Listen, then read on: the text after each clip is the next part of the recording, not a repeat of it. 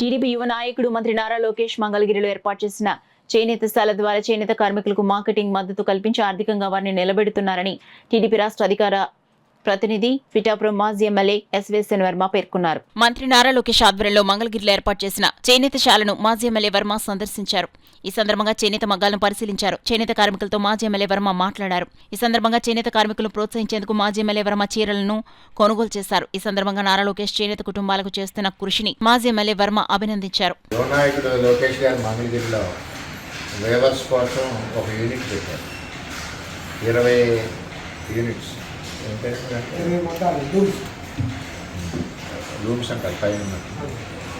లోకేష్ గారు 20 మగ్గాలు పెట్టి మరి టాటా కంపెనీకి ఇక్కడ నుంచి సప్లై చేసే విధంగా లేబర్స్ను ఆర్థికంగా నిలబెట్టడానికి మరి ఇదొక వినూత్నమైన పద్ధతి నారా లోకేష్ గారు పెట్టారు. చాలా సంతోషంగా ఉంది. ఈవేళ ఇక్కడికి వచ్చి చూశాను.